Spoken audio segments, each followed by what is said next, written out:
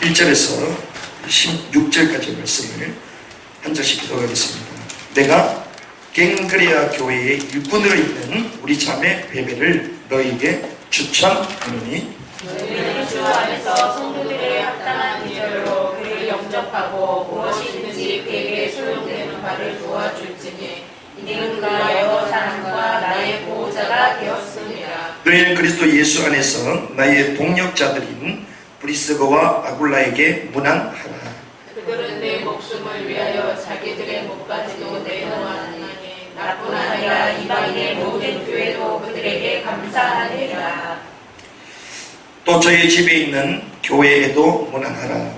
내가 사랑하는 에베네도에게 문안하라. 그는 아시아에서 그리스도께 처음 맺은 열매니라. 너희를 위하여 많이 수고한 마리아에게 문안하라. 내 친척이요 나와 함께 갇혔던 안드로니고와 유니아에게 문안하라. 그들은 사도들에게 존중이 여겨지고 또한 나보다 먼저 그리스도 안에 있는 자라. 또 주 안에서 내 사랑하는 암블리아에게 문안하라. 그리스도 안에서 우리 동력자인 우르바노와 나의 사랑하는 스다고에게 문안하라. 그리스도 안에서 인정을 받은 아벨에게 문안하라. 안디스고 룰로의 원종에게 문안하라. 내 친척 헤로디온에게 문안하라. 나기스의 가족 중 주 안에 있는 자들에게 문안하라. 주 안에서 수고한 두베나와 두사에게 문안하라. 주 안에서 많이 수고하고 사랑하는 도시에게 문안하라. 주 안에서 택하심을 입은 루포와 그의 어머니에게 문안하라. 그의 어머니는 곧 내 어머니니라. 그리고와 블레곤과 허메와 바드로와 허마와 그들과 함께 있는 형제들에게 문안하라. 빌럴로고와 율리아와 또 네레오와 그의 자매와 올lum바와 그들과 함께 있는 모든 성도에게 문안하라. 너희가 거룩하게 입맞춤으로 서로 문안하라. 그리스도의 모든 교회가 다 너희에게 문안하니라. 아멘. 우리가 로마서 말씀 이제 16장의 말씀을 나누게 됩니다. 우리가 이번 주와 그리고 다음 주를 마지막으로 로마서 전체 말씀을 우리가 정리를 하게 됩니다. 벌써 로마서 말씀을 나눈 지가 2년 가까이 된 것 같아요. 2년. 우리 금요일날 이런저런 행사가 있다 보니까 우리가 지속적으로 연이어서 못했지만 그래도 하나님께서 은혜를 주셔서 우리가 로마서 1장에서부터 하나씩 말씀을 정리하며 갈 수 있도록 하는 은혜를 주셨습니다. 특별히 우리가 석촌동에 들어와서 처음 주셨던 말씀이 로마서인데, 로마서는 바울이 말하는 복음, 이 복음 자체가 무엇인가? 이 바울이 말하는 이 복음, 완벽한 진리와 그리고 충분하며 웅장한 이 복음 앞에 반박할 수 없을 정도로 논리 정연하게 이 복음에 대한 것들을 글로 다 쓴 책이 로마서입니다. 그래서 이 로마서를 깊게 묵상한 사람마다 인생이 바뀌었습니다. 교회사의 대변혁이 일어났습니다. 로마서를 묵상하던 루터를 통하여 종교개혁이 일어났습니다. 중세 1500년에 그 강력한 종교로 가득 차 있었던 그 시대, 로마서는 핵폭탄이었습니다. 로마서를 읽는 사람마다 인생이 바뀌었어요. 어거스틴 로마서를 읽다가 그 인생이 바뀌었습니다. 저와 여러분들이 로마서를 읽다가 이 복음에 대해서 깨닫는 하나님의 은혜로 말미암아 우리 인생이 재창조되는 은혜가 있길 바랍니다. 하나님 이렇게 우리 삶을 로마서를 통하여 말씀을 주셨습니다. 초월적인 하나님의 사랑, 그 선택, 또 구원의 그 은혜, 이런 것들을, 그러면서 개인의 구원을 넘어서서 앞으로 세계복음은 어떻게 될 것인가, 이방인의 충만한 수와 그리고 유대인들의 그 남은 자들, 하나님 그들과 함께 마지막 세계복음을 이루어가실 것이다. 그래서 이제는 우리는 어떻게 살아야 되냐, 로마서 12장부터 쭉 말씀을 주셨죠. 이런 가운데에 우리가 16장을 보면 한편으로는 초라하게 느껴집니다. 엄청난 이 복음의 그 깊이 있는 진액들을 쏟아내고 복음의 그 위대함과 그 능력을 드러내다가 갑자기 인사를 하는 거예요. 어떤 의미에서는 전쟁을 치르고 나서 이제 집에 와서 이제 신발을 풀고 이제 벨트도 풀고 모든 장비를 다 내려놓고 이제 씻고 나서 가족들과 편안하게 식사하면서 대화를 나누는 마치 이런 분위기가 전개가 됩니다. 아주 개인적이고 또 포근한 이런 모습을 우리가 볼 수 있는데, 특별히 자신을 도운 동력자 37명에 대해서 로마서 16장에서 말하고 있습니다. 그런데 여기는 이 단순한 인사 그리고 가벼운 관심, 이것을 넘어서서 교회의 아주 고차원적인 영적 비밀이 여기 숨겨져 있습니다. 그 영적 비밀을 깨달아는 은혜가 있길 바랍니다. 오늘 그래서 우리가 16장을 보고자 하는 것이죠. 첫 번째는 이 바울을 도운 사람들에 대해서 소개를 합니다. 1절과 2절 같이 한번 읽어보겠습니다. 시작. 내가 갱그리아 교회 일꾼으로 있는 우리 자매 베베를 너희에게 추천하니 너희는 주 안에서 성도들의 합당한 예절로 그를 영접하고 무엇이든지 그에게 소용되는 바를 도와줄지니 이는 그가 여러 사람과 나의 보호자가 되었습니다. 아멘. 우리가 첫 번째 바울이 기억한 사람이 있습니다. 엄청난 역할을 했던 사람을 말할 줄 알았는데 누굴 얘기했죠? 베베라는 여자입니다. 이 항구 도시 고린도에 세웠던 갱그리아 교회의 일꾼이라고 얘기합니다. 그런데 우리는 여집사라고 볼 수가 있죠. 그런데 우리는 사역적인 이런 엄청난 일을 한 사람보다 자기 바울의 옆에 서서 가장 필요한 부분들을 도와준 이 베베. 바울은요, 이 사람을 먼저 기억했습니다. 그 당시에 이 예수를 말한다. 이것은 이 말하는 순간 유대사에서 추방입니다. 많은 사람들이 그 예수에 대한 복음 거절했습니다. 그리고 도리어 핍박하고 신고했습니다. 수모를 당할 수밖에 없는 거예요. 그런데 이 수모를 당하고 거절을 당하고 이런 세상 눈으로 볼 때는 형편없는 이 바울을 이 베베라는 여자는 도왔다는 것입니다. 보호자가 되었다는 것이죠. 바울뿐만이 아니라 모든 성도들을 도왔다는 것입니다. 이것을 통하여 우리가 알 수 있는 것은 이 자신의 일을 내려놓고 구석구석 교회를 돕는 사람들이 있습니다. 한 교회가 세워질 때에 큰 사역은 하지 않는 것처럼 보이지만 구석구석 다니면서요, 신방을 하기도 하고 어려운 부분들을 챙기기도 하고 돕는 사람들이 있습니다. 어떤 단체도 마찬가지입니다. 거의 20년, 30년 아닌 평생을 두고 이름도 없이 빛도 없이 보호자의 역할을 하는 사람들이 있습니다. 봉사하고 보호하고 또한 책임을 지고 뒷일을 감당하는 이런 사람이죠. 바울은요, 이 사람을 기억했다는 것입니다. 여러분들이 이런 은혜가 있길 바랍니다. 전도자를 돕고 교회를 위하여 헌신하고 눈에 보이든 보이지 않든 숨어서 그 중요한 사역을 감당하는 이러한 보호자. 목회자가 어려움을 당하면 누구한테 말을 하겠습니까? 목회자가 입장이 난처할 때가 많거든. 우리가 볼 때는 목사님도 똑같이 하면 되지, 같은 사람인데. 맞습니다. 근데 만약 목회자가 똑같이 행동한다, 사람은 두 가지 심리가 있어요.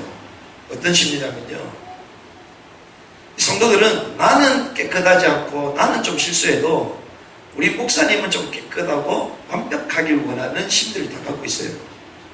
성도들은 그렇습니다. 말로는 사람인데 똑같은데 그러면서도요, 나는 타락해도 우리 목사님은 안 돼. 뭔가 이런 게 있다니까요. 목사가 어떤 일을 하면 자칫 잘못하면 인본주의를 비춰주게 된단 말이에요. 그리고 가만히 놔두면 또 이게 걷잡을 수 없이 일이 또 커진단 말이죠. 그래서 이런 일을 감당하는 사람이 있었다는 것입니다. 바울에게는.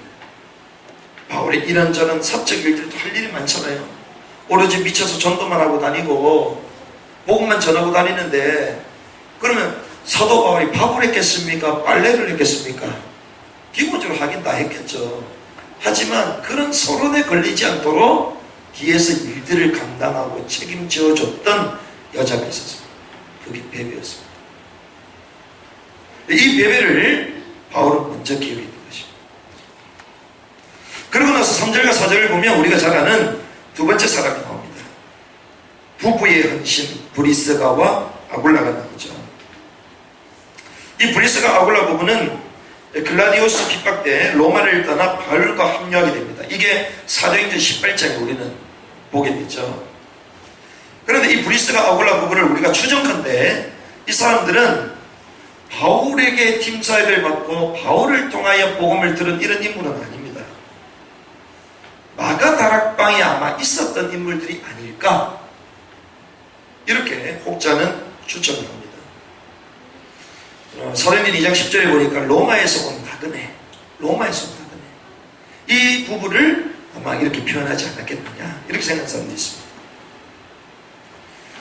그 말은 바울보다 앞서서 마가다락방을 체험한 자, 성령을 체험한 자였죠. 우리가 성령을 체험해도 자기 인생의 답이 안 날 경우들이 있어요. 우리 성령 체험하면 끝난다고 생각하잖아요. 그렇지 않습니다. 하나님의 능력, 그 순간 그 느낌은 우리가 받을지 몰라도 하나님의 말씀으로 답을 찾는 겁니다. 그런데 이 브리스가 아굴라 부부가 오순절 마가다락방 성령의 역사는 체험했지만 실제로 자기 인생의 답을 찾지 못합니다. 로마에서 추방돼서 나왔습니다. 그러니 하나님 왜 이랬을까, 이런 고민이 있었겠죠. 그런데 업이 같음으로 전도자 바울을 만나서 그 인생은 바울과 함께 가는 인생이 됩니다. 그 말은 바울을 통하여 답을 얻었다는 것이죠. 저와 여러분들 사이 가운데 이런 은혜가 있길 바랍니다. 여러분들 주변에 복음의 말씀을 가지고 그 인생의 답을 주면 그 사람과 함께 할 수 있는 그 시간표가 오는 거예요. 동력이 시간표가 오는 것입니다. 그래서 결국 어떻게 됩니까? 바울의 이 전도와 선교사에게 목숨을 내어놓는 자가 돼요. 이들은 나를 위하여 목이라도 내줬다. 나뿐 아니라 이방인의 모든 교회도 그들에게 감사하다. 그게 귀감이 되었다는 것입니다. 왜 이렇게 모든 교회, 이방인들 교회에게 감사가 있었느냐? 바울의 모든 사역에 이 브리스가 아굴라 보면 같이 움직입니다. 근데 어떻게 움직이냐? 졸졸졸 따라다니지 않았어요. 바울이 이런 사역이 필요하다, 그럼 먼저 가서 준비를 했습니다. 그리고 사역을 다 하고는 마무리해야 된다면 자기들 남아서 또 마무리도. 어떤 의미에서는 모든 수행원처럼 필요한 것들을 다 공급하고 또 마무리하는, 그러다 보니 모든 이방의 교인들도 감사할 수밖에 없는, 그의 헌신으로 말미암아 바울이 가는 곳곳마다 교회들이 다 세워지죠. 이런 사역을 감당했던 부부 브리스가 아굴라.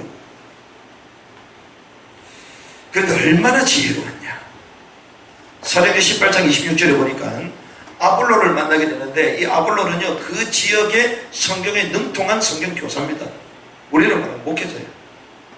성경을 열심히 가르치고 있습니다. 성경에 통달한 사람이에요. 그런데 브리스가 아굴라가 볼 때는요 얼마 모른다고요? 성령의 역사만 몰라요. 우리 같았으면 어떻게 하겠습니까? 그 자리에서 그거 아니에요, 성령의 역사 아십니까? 나는 마가다락방 출신이에요, 뭐 이럴 거 아닙니까? 그런데 이 아볼로를 따로 불러서 아주 겸손하게 자기 자신의 성령 체험했던 사실을 간증하죠, 보고합니다. 그래서 결국 어떻게 됩니까? 아볼로와 계속 그 관계 가운데 아볼로를 더욱더 성령의 사람으로 세우기 시작하죠. 그래서 성경에 보니까요 성령 충만과 지혜로움이 있었다, 그런 일을. 이게 브리스가 아볼로고, 이 은혜가 여러분들이 있길 바랍니다. 우리가 왜 주변에 이런 아볼로와 같은 사람이 붙지 않느냐? 우리 자세 때문에. 너무나도 좋은 게 있었지만 성령 충만한지 몰라도 지혜가 없어요. 지혜가 부족하거든 후히 주시는 주님께 기도하시기 바랍니다. 꾸짖지 아니하시니. 그런데 이 사람들은요 또 자비랑 정교사 있어요. 모든 것들 자기가 준비하고 또 내어놓기 때문에 바울이 이 브리사 아굴라 부부를 기억했다는 것입니다. 그런 가운데에 5절에 보니까 에베네도에 대해서 얘기합니다. 에베네도 누구냐? 바울 사역에 있어서 첫 번째 열매였습니다. 첫 열매. 늘 생각하는 사람 누굴까요? 첫 열매입니다. 첫 열매. 바울의 마음속에는요 이 사역의 첫 열매를 갖고 있었어요. 늘 기억했다는 것이죠. 진정한 사랑이 그에게 있었던 것입니다. 그래서 이 바울에게는요 기도 속에 늘 이 한 영혼에 대한 이 첫 열매에 대한 마음과 생각이 늘 있었던 것이죠. 저와 여러분들에게 첫 열매가 있습니까? 늘 기도하고 있는 첫 열매가 있습니까? 나를 통하여 복음을 들은 한 영혼 첫 열매가 있습니까? 저는 늘 생각하는 친구가 있거든요. 첫 열매. 부족한 종을 통하여 하나님이 감사하게도 이 생명이 전달되게 하시고 사역들을 잘하고 있습니다. 생각하지 않아도 생각날 수밖에 없어요. 첫 열매인데요. 그러니까 바울이가 그걸 기억했다는 것입니다. 첫 열매가 있기를 바랍니다. 그 영혼을 위해서 기도했다는 것이죠. 그리고 6절에 보니까 많이 수고한 마리아에 대해서 얘기합니다. 모두가 아닌 헌신자였어요. 교회도 보면요 시도 때도 없이 오는 사람이 있어. 시도 때도 없이 와가지고 청소하고 또 기도하고 또 찬양하고 그리고 또 누구한테 전화해가지고 집사님 잘 있냐고 잘 있는데 괜히 전화해 이런 사람이 있다니까요. 교회도 뭐 안 해도 되는데 피해로 와. 집에 가야 집에도 안 가. 이런 사람도 있다니까요. 그런데 바울은 이제 기억했습니다. 많이 수고한 마리아에게 문안하라. 그냥 봉사인 것 같아도 눈물이 담겨있는 봉사죠. 이런 사람은요 교회에 그냥 보면 다 압니다. 뭐가 부족한지. 교인들의 숟가락 수도 알고 있어요. 왜 날마다 기도하니까요. 이런 많이 수고한 마리아. 7절에 보니까 안드로니고 유니아. 바울의 친척이었지만 함께 갇히고 함께 수고한 것입니다. 바울과 함께 고난을 당한 사람들. 우리 신앙생활이 왜 천박해지냐? 고난이 없어서 그래요. 세상의 모든 메시지들은 잘 살 수 있다고 말합니다. 그런데 주님은 말씀하십니다. 나와 함께 자기 십자가를 져야 된다. 나를 부인해야 된다. 좁은 길로 가야 된다. 이게 기독교의 본질입니다. 그래서 어느 날 우리가 뭐 끝났다, 되어진다. 원리는 맞습니다. 하지만 안 되어져도 예수는 그리스도잖아요. 주님은 내게 주신 고난을 감당하라 했거든요. 그걸 가지고 되어지고 될 것처럼 말하고 거짓된 메시지. 안 된다고 계속 말하잖아요. 왜 안 되냐? 각이 뿌리쳐질 거예요. 그럼 예수님의 제자들도요 20년 동안 앉아서 집중을 받아야 돼요. 그렇죠? 우리가 뭔지 모르는 이 잘못된 프레임 가운데 우리가 갇혀서 진짜 이것이 맞는지 맞지 않는지도 말하지 못할 만큼 잘못된 자칭 성령이라는 틀 속에 갇혀버렸어요. 주님은 그렇게 말한 적이 없습니다. 네가 육신이 약하냐? 기도해라. 내가 너에게 성령을 보내겠다. 연약하냐? 성령은 말할 수 없는 탄식으로 너를 위해서 기도한다. 땅끝까지 가라. 주님 그렇게 말씀하셨어요. 우리가 언제부터 하나님의 말씀 보고 듣고 깨달으면 답들이 나오는데 하나님 말씀은 뒤로 한 채 다른 내용들을 가지고 우리 신앙을 채워나갔어요. 그러니 무엇이 죄인지 무엇이 복음인지조차도 알 수 없을 만큼, 그러면서도 우리는 나가면 이게 복음이라고 말하는 거 아닙니까? 능력이 나타나지 않습니다. 복음은 능력이거든요. 우리를 바꾸는 것이거든요. 바꿔지지가 않아. 말은 복음이요, 메시지는 청선유사인데 나의 창세기 3장, 6장, 11장은 꺾여지지가 않아. 왜 이런 딜레마에 빠졌을까요? 우리가 이런 사람이야. 바울이 말하는 이 사람들은요, 자기 친척이었기 때문에 말한 것이 아니라 바울같이 고난을 받은 것입니다. 수고를 겪었어요. 되어지지 않았습니다. 그냥 그 고난을 감당하고 간 것입니다. 저와 여러분들이 하나님의 그 남은 고난 감사하며 감당하며 가시길 바랍니다. 감당해야 되는 겁니다. 우리가 어떻게 막 낭비하냐, 기독교를. 기독교는 거룩한 낭비입니다. 예배는 뭡니까? 거룩한 낭비예요. 이 귀중한 시간 와가지고 낭비하는 것처럼 보이잖아요. 그런데 주님 이 거룩한 낭비를 원하세요.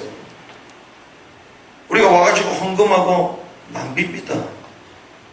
그런데 하나님은 그 거룩한 낭비를 원하세요. 바울이 이걸 얘기하고 있습니다. 함께 고난을 받았다. 그 사람을 전도자는 기억했다는 것입니다.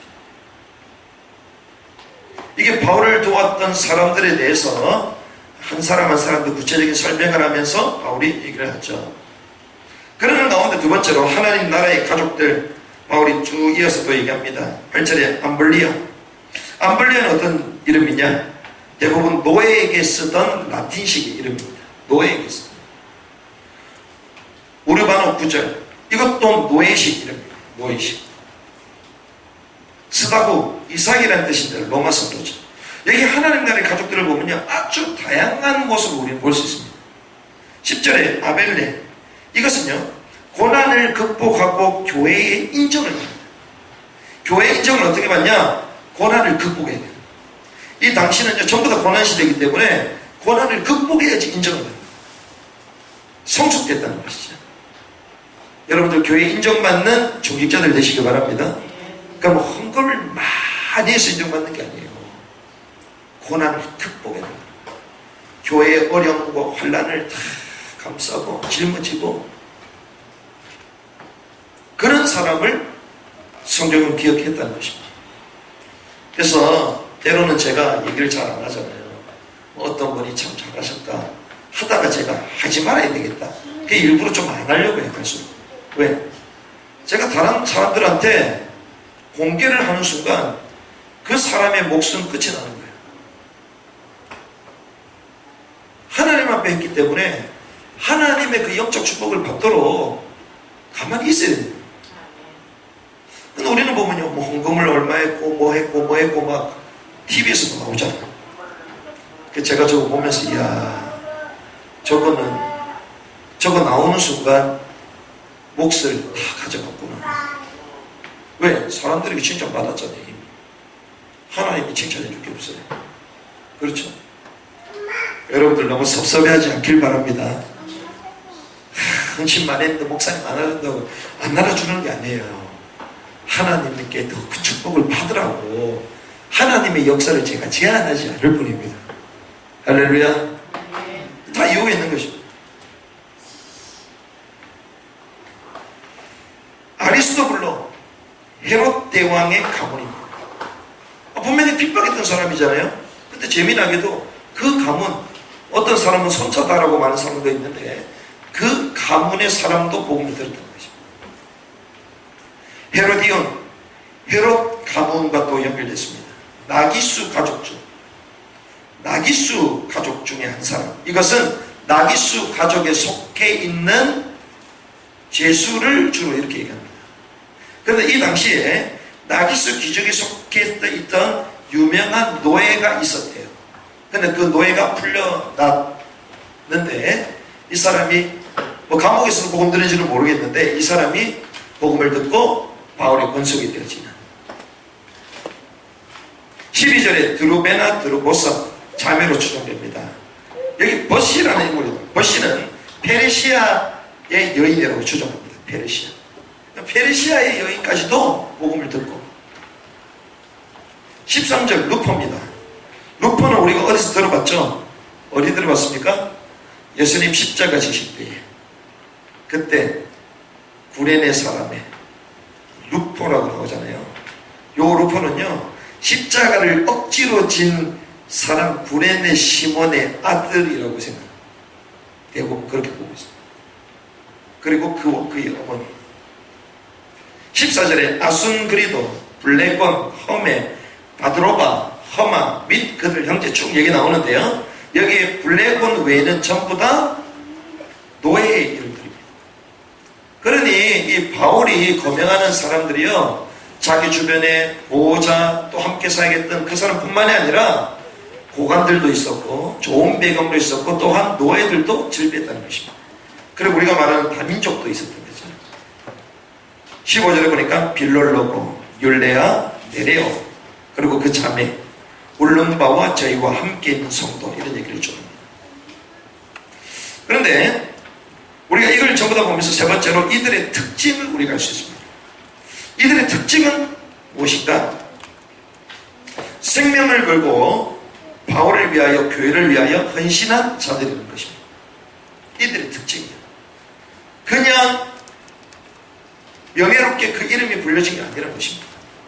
자기 생명을 걸었던 사람입니다. 왜 그렇게 생명을 걸 수밖에 없었냐? 복음은 진짜요 최고의 가치였기 때문에 이 진리에 생을 걸었습니다. 그 말은 복음 아닌 다른 것이 그들의 인생의 답이 되지 못했다는 것이죠. 그러니까 복음만이 진리다. 여기에 답이 난 사람은 이 복음의 생명을 걸 수 있습니다. 복음만이 내 인생의 진리다. 내 삶을 걸 수 있습니다. 그렇게 되는 은혜가 있길 바랍니다. 내 삶을 걸 수 있을 만큼 복음이 진리다. 그러면 왜 우리가 이런 질문을 했어요? 왜 교회가 무능하냐? 지금은 교회가 조롱을 당하냐? 세상에 손가락질 당합니다. 교회가 갈수록 어려워 지경 가운데 빠지고 있습니다. 다음 주 말씀을 나누겠는데 교회 가짜 그리스도인이 엄청 많습니다. 엄청 정도가 아닙니다. 전략적으로 치고 들어온 사람들도 엄청 많아요. 왜 교회가 조롱당하고 조롱을 당하느냐? 무능 가운데 빠지느냐? 가짜가 많이 먹기 때문에. 진짜가 아니라 가짜가. 왜? 교회도 가라지가 있거든요. 성도들 가운데 가라지가 있습니다. 그러니 교회가 어떻게 됩니까? 이용을 당해요. 이용당하는 교회. 여러분 진짜인 줄 믿습니다. 가짜가 아니고 진짜죠. 그리고 왜 그렇습니까? 생명을 걸지 않았기 때문이에요. 그래서 대충 헌신하는 것입니다. 대충. 그러니 교회가 빛을 가리지 못하는 거죠. 세상을 변화시킬 수 없는 것입니다. 세상의 사람들도 자기 성공을 위하여 생명을 겁니다. 그 목표를 딱 정해놓고요. 자기 삶을 걸어버려요. 자기 인생, 한낱 먼지에 불과한 우리 인생을 두고도 생명을 거는데요. 영원한 복음, 영원한 천국, 영원한 하나님의 역사의 그 주역으로 우리를 부름받았는데 영원한 것에 생명을 걸지 못한다? 그럼 사실상 내가 눈에 보이는 교회도 생명을 걸 수 없습니다. 눈에 보이는 하나님 붙여준 그 영혼을 위하여 생명을 걸 수가 없어요. 그러니 대충 헌신하는 교회가 되는 것입니다. 그런데 이들은 생명을 걸고 헌신했던 자들이었습니다. 그리고 특징을 한 번 더 보면요. 두 번째 특징은 개인으로 보이는 것처럼 보였지만 실제로는 공동체로 조직된다. 존재하지 않았습니다. 그리고 홀로 사역하지 않았습니다. 생명건 30명 이 사람들이요, 바울 사역을 함께 해나간 것입니다. 그래서 바울이 엄청난 전도 역사를 이룬 게 아닙니다. 선교학자들이 뭐라고 얘기하냐면요, 바울처럼, 오늘 새벽에 말씀 나눴잖아요, 바울처럼 선교를 했다면 70년이면 세계복음화 됐었다, 이렇게 말합니다. 바울처럼 선교를 했다면. 근데 사단이 가만히 있겠습니까? 그 사단이 저항하고 2000년 동안 막았던 거죠. 근데 바울처럼 사역하면요, 불과 몇 년 되지 않았습니다. 불과 뭐 몇십 년. 근데 그 정도 사역했으면요, 100년이 되기 전에 세계복음화 됐을 거다. 성경학자들이 그렇게 추정을 합니다. 얼마나 불편했어요. 문자가 통일됐습니까? 인쇄술이 있었습니까? 교통이 좋았습니까? 우리가 말하는 무선 통신, 이게 열려가지고 아니잖아요.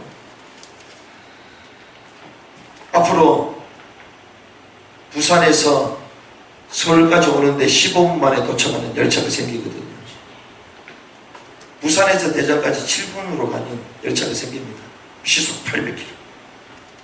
우리나라 땅들이 조그만데 중국은요, 1대1로 전 세계를 네트워크 딱 시키고 있습니다. 하나의 철길로 갈 수 있도록. 왜? 하나님의 선교의 역사가 열릴 때마다 길부터 열리거든요. 지금 북한 붕괴되지 않아도 민자 협력 다 계약 다 되었다 그러잖아요. 북한 안 내리는 조건으로 해서 올라갈 수 있거든요. 그래서 러시아 국토에서 지금 중앙아시아 땅이 앞으로 엄청나게 발전합니다. 중앙아시아 가시기 바랍니다. 엄청나게 발전해요, 앞으로. 구소련 냉전 체제로 말미암아 한번 무너졌지만 지금 엄청나게 다시 한번 마지막 시대에 뜨게 되는 민족 중에 하나예요. 지금 하나님이요, 이런 시대로 열어가시는데 바울 시대 아무것도 없었습니다. 일일이 걸어서 나가야 됐어요. 그런데도 생을 걸고 뛰었습니다. 바울과 함께 했던 이들로 말미암아 엄청난 선교의 역사를 이뤘습니다. 함께 공동체로 존재했기 때문에. 그래서 하나님이 주신 것이 있습니다. 하나님이 주신 것이 무엇입니까? 그게 공동체예요. 마태복음 16장 18절, 주는 그리스도의 살아계신 하나님의 아들이시다. 이 반석 위에 내 교회를 세우겠다. 그 교회가 무엇입니까? 부름받은 자들의 모임, 공동체. 마태복음 18장 18절 20절, 두세 사람이 모인 그들 중에 나도 그들과 함께 있을 것이다. 하나님 자체가 성부, 성자, 성령, 공동체. 마지막 제자들에게 말씀하셨을 때에 요한복음 17장에 나도 하나인 것, 우리도 하나인 것처럼 너희도 하나가 되게. 공동체. 그런데요, 이 사단의 전략이 뭐냐? 공동체 전략입니다. 어떻게 해요? 옛날에 막 이 이단들 보면요, 전부 다 막 공동체를 만들잖아요. 무슨 박태선, 뭐 전도관, 뭐 신앙촌, 이런 거 다 공동체를 만듭니다. 그래서 어떻게 만들어요? 그런 것들이 드러남으로 말미암아 공동체의 타락으로 공동체에 대한 이 소망을 좌절케 만들어요. 그래서 공동체 못하도록. 지금 우리 전략이 뭡니까? 공동체 전략이잖아요. 사단이 어떻게 해서 이 공동체. 그래서 이들의 생명과 헌신과 공동체 전략, 하나됨의 전략, 교회의 전략을 가지고 이 로마 시대에 핍박 가운데서도 전도와 선교의 역사를 이루는 것입니다. 이게 바울이 설명할 수밖에 없고 호칭할 수밖에 없는 사람들, 영적으로 가족이기 때문에 이렇게 설명한 것입니다. 말씀을 정리하겠습니다. 오늘 우리가 뭐 한 사람 한 사람 인물에 대해서 우리가 또 말씀을 많이 들어봤겠지만 우리가 이걸 통하여 단순히 뭐 이런 사람이다, 우리 생명 보내야지, 공동체로 존재했구나, 또 우리도 공동체가 돼야지, 단순히 이걸 말하는 게 아니라는 거죠. 진정한 교회 공동체는 뭐냐, 이것을 우리 결론을 통하여 말씀을 나누겠는데요. 16절의 말씀 같이 한번 읽어보겠습니다. 시작. 너희가 거룩하게 입맞춤으로 서로 문안하라. 그리스도의 모든 교회가 다 너희에게 문안하느니라. 자, 바울이 한 사람 한 사람 이름을 얘기하면서 마지막에 이렇게 갑니다. 너희가 거룩하게 입맞춤으로 서로 문안하라. 자, 거룩한 입맞춤. 그럼 만나면 뭐 뽀빠라는 얘기냐? 문안하라고 얘기합니다. 근데 어떻게 해요? 거룩한 입맞춤. 제가 아이들 막 꼴대기를 잘 부거든요. 그럼 아이들 막 싫다고 빼려고 그러죠. 그냥 여기 벌겋게 나와요. 그러니까 아이들 보면 귀엽고 사랑스러우면 입맞춤을 하게 되잖아요. 우리가 이슬람에 복음전으로 들어가면 나중에 헤어질 때에 우리 다음에 또 만나면 좋겠다 이러면 이슬람 사람도 얘기합니다. 인샬라 이래요. 그 인샬라가 뭐냐? 알라의 뜻이라면, 신의 뜻이라면 이런 것이 인샬라. 신의 은혜가 있기를 바란다. 뭐 이런 뜻이죠. 그러면서 이슬람들은 형제여 이름 서로 안 씁니다. 그렇게 인사를 해요. 그러면 그거 하라는 얘기냐? 근데 기독교는 어떻습니까? 기독교는요, 인샬라, 서로를 위한 입맞춤, 안아주는 공동체가 아니라 어떤 공동체가 됐냐? 개인주의적인 공동체가 됐습니다. 이기주의로 팽배한 기독교가 됐습니다. 이슬람이 왜 유럽을 강타하고 미국을 강타하냐? 자본주의의 폐해들, 그게 개인주의거든. 세속주의. 그러니 이슬람 사람들이 얘기하는 겁니다.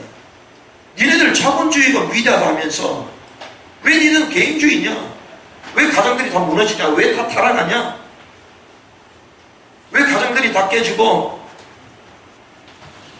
타락하고 또 서로를 돌보지 않는 거 아니냐? 가정이 다 붕괴되고. 이슬람들 그렇게 말합니다. 젊은 세대들, 유럽과 미국은 젊은 세대가 맞거든요. 근데 거기서 엄청난 IS 요원들, 이슬람을 개종하는 사람들이 불을 지르잖아요. 젊은 세대. 이게 기독교의 이기주의, 개인주의. 주님은 뭐라고 얘기했습니까? 바울이 뭐라고 얘기했죠? 거룩한 입맞춤. 서로를 문안해라. 우리 기독교에서 간신히 하는 게 있습니다. 그게 뭐냐? 신방입니다. 신방. 간신히 신방에 가가지고. 사실 우리도 신방 안 하려 했는데 주여 신방이나 해야 되겠다. 가을에 우리 신방이나 해야 되겠다.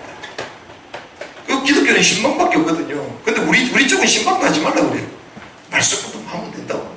그렇지. 근데 말씀부터 안 오잖아요. 그 신방을 해야 돼. 기독교는 신방이라. 근데 이 말은 무슨 말이냐면요. 예수 이름으로 영적인 입맞춤이 있는 교회가 되라는 것입니다. 영적인 입맞춤. 서로를 문안하고 영적인 교제, 영적인 소통이 있는 교회가 되어야 된다. 바울이 이걸 말합니다. 그것이 되었기 때문에 서로가 생명을 보고 목이라도 내줄 수 있습니다. 그들이 공동체가 되어 하나님의 역사를 이룰 수 있었다는 것입니다. 지금 우리는 어떻습니까? 엄청난 복음에 대한 메시지와 전략과 내용 1장부터 15장까지 다 얘기했는데 바울이 마지막에 뭘 얘기하냐? 거룩한 입맞춤이 있어요. 그게 없으면 아무것도 아니다. 이 얘기입니다. 이것이 사실상 사단의 전략입니다. 히브리서 10장 25절에 뭐라고 합니까?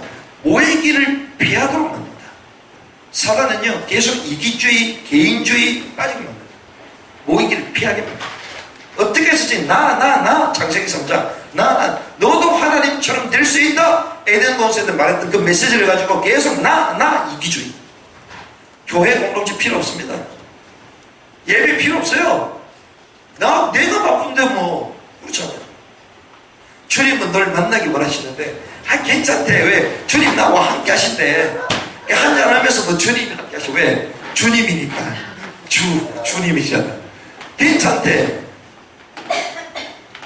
주님 마시면서 성경책 읽어. 주님 한잔 하시면서 찬양 부르고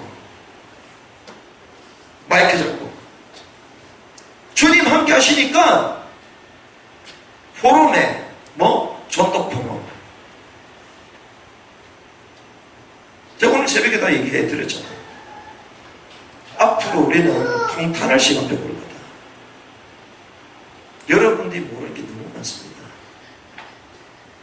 앞으로 시대가 어떻게 갈 건지, 우리가 어떻게 갈 건지 저는 가히 상상이 되어지거든요.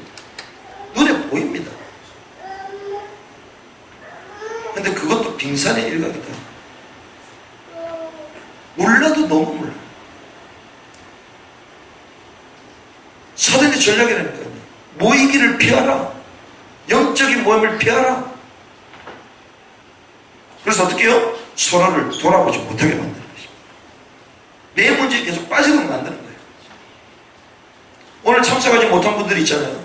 지금 뭐 하고 있는지도 알고 계십니까? 사단이 그렇게 만들어요. 그러니까 우리가 기도해야 되는 거예요. 물론 대형교회를 비하자면 우리가 주중 예배 모임 퍼센테이지가 엄청 높거든요, 사실은. 지금 그걸 말하는 게 아니잖아요. 이게 사단의 전략이라는 것입니다. 개인주의, 이기주의. 베드로전서 4장 8절 뭐라고 합니까? 뜨겁게 사랑해라 이렇게. 그래서 우리가 모임 가는 거는요, 그냥 모임이 아니에요.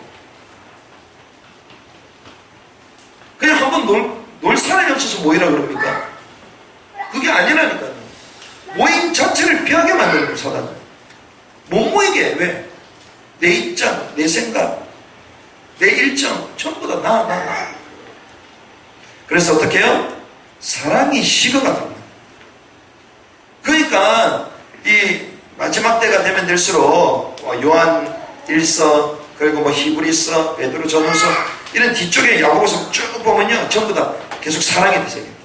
사랑해야 된다. 사랑이라는 단어가 엄청 많이 나와. 우리에게 선교사 이름도 사랑인데 다 사랑이야. 사랑 막 얘기해. 그런데 마태복음 24장 12절에 사랑이 식어가게 될 것이다. 그렇게 얘기하는데, 그럼 왜 사랑이 식어가냐? 이렇게 얘기합니다. 불법이 성악으로 사랑이 식어가게 될 것이다. 불법. 죄 가운데 계속 빠지면요, 불법을 자랑하게 됩니다. 불법이 진짜 법인 줄 알아요. 진짜 질서인 줄 알아요. 그것이 성악이 되는 거예요. 그럼 뭐가 없어져요? 진짜 사랑이 없어져요. 교회가 왜 부흥이 안 됩니까? 사랑 없기 때문에. 누가요? 목회자. 목회자가 성도를 사랑하죠. 제가 여러분들을 깊게 사랑하지 못해요. 이거는 영적 원리입니다. 사랑했지만 뜨겁게 사랑하지 못했다. 우리가 성도를 챙기잖아요. 근데 그 깊은 부분까지 들어가야 돼요. 바울이요, 즉 사랑해라. 거룩한 입맞추는 공동체가 되라. 여러분들 자식들, 여러분들 사랑하는 사람들 만나면 뽀뽀하잖아요. 근데 성도님들 보면 노예 같은 사람 뽀뽀할 수 있겠습니까? 입맞춤 할 수 있겠어요? 다 개인주의, 이기주의지. 나만 말씀 들어가면 되고, 나만 답 내면 되고. 어느 순간 우리가 이런 분위기가 됐습니다. 왜 이렇게 됐을까요? 그래서 바울이 얘기합니다. 거룩한 입맞춤으로 원합니다. 그게 진짜 교회다. 이런 은혜가 있기를 주님의 축복합니다. 저희 복음인 공동체가 계속 변화될 것입니다. 하나님 은혜를 많이 주실 것입니다. 서로를 뜨겁게 사랑하게 하실 것입니다. 우리가 서로를 돌아보지 못했다. 챙기는 거 잘 챙겨요. 누구라도 말 안 할 만큼 서로가 잘 챙겨줘요. 근데 하나님은 그 육신적인 챙김이 아니라 영적인 부분까지, 깊은 부분까지 소통하기를 원하시는 것이죠. 그래서 거룩한 입맞춤의 공동체가 되라. 이렇게 주님 말씀하십니다. 모이기를 피하는 세대. 하지만 이 복음이 하나였고 하나님의 그 역사의 그 흐름 가운데 한 배를 탄 한 교회요 한 공동체. 바울은 잊지 않고 하나씩 하나씩 그 이름을 얘기합니다. 그 이름이 호명된 그 사람들은 전부 다 교회와 전도자를 위하여 생명을 냈던 사람. 하나님은 그 거룩한 입맞춤이 있는 공동체를 통하여 세계복음화를 시작하셨습니다. 마지막 시대 불법이 성함으로 사랑은 더욱더 식어져 가는데, 그래서 우리는 바울 시대보다 더 뜨거운 사랑으로 저 열방을 살리는 것입니다. 이 지역을 살려야 되는 것입니다. 그럼 우리 속에 사랑 없음을 하나님 앞에 회개해야 되는 거예요. 왜 사랑이 없냐? 내게 불법이 가르쳐입니다. 복음 아닌 다른 것을 많이 가르쳐입니다. 그게 무엇인지도 모를 만큼. 그래서 제가 아침에 대충 얘기해 드린 거예요. 앞으로 그때 될 거다.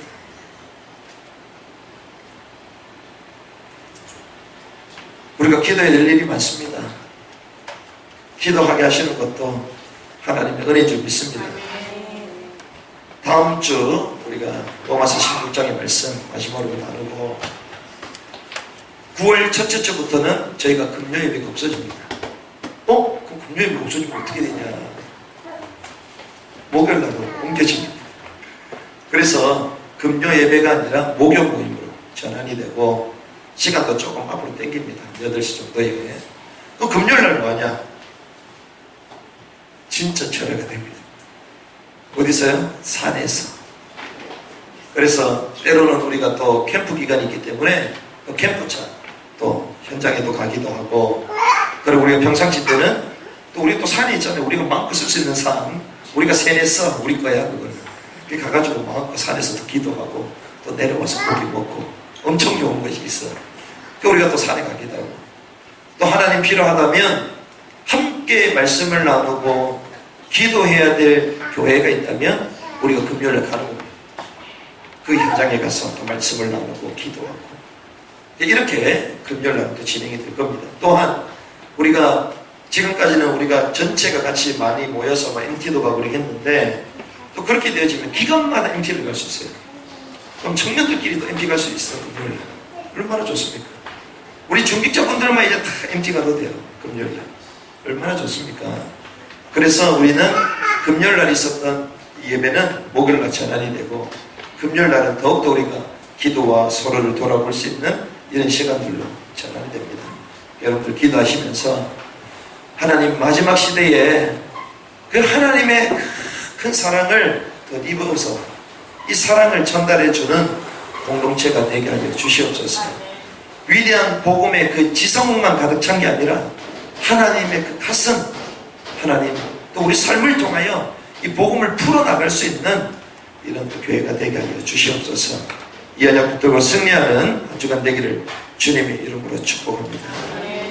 찬양하고 기도하고 마무리하면 좋겠습니다.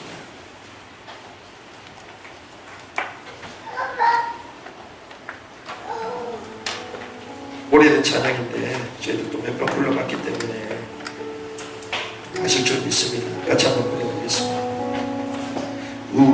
우리가 비찬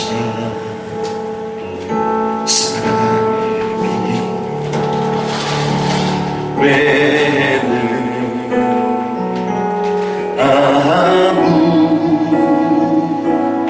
아무에게든지 아무런 빛도 지지 말자.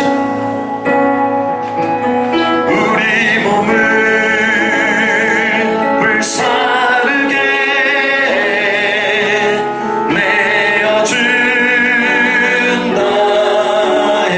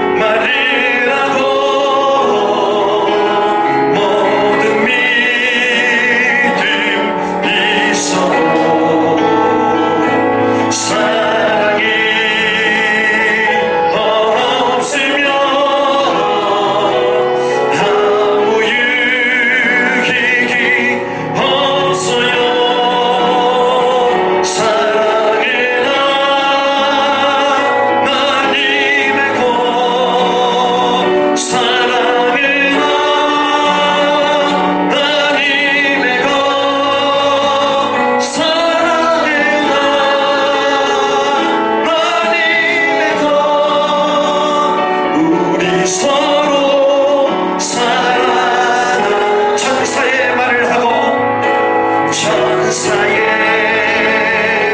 말을 하고 모든 믿음 있어도 사랑이 없으면 아무 유익이 없다.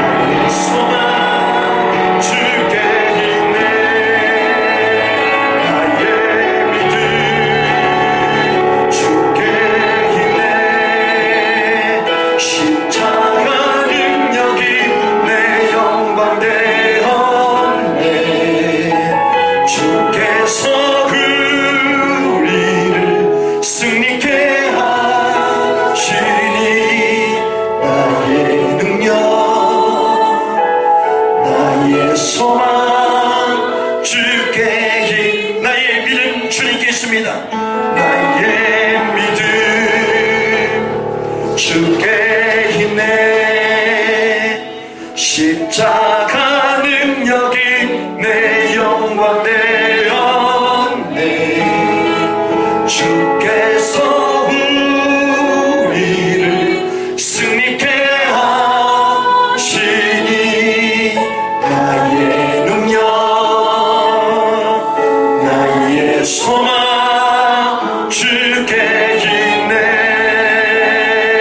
십자가 능력이 승리케 하시니 나의 능력 나의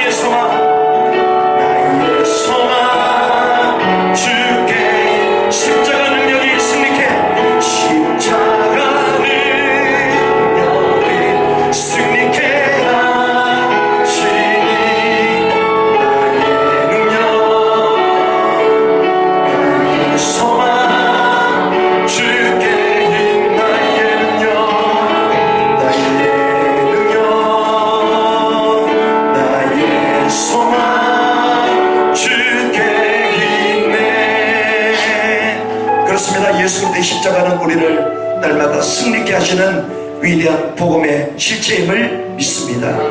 하나님의 복음의 능력으로 하나님이 원하시는 나의 현장을 회복하는 은혜가 있길 바라며 또 하나님이 주신 귀중한 말씀을 붙들고 승리하는 한 주간이 되시기를 주님의 이름으로 축복합니다.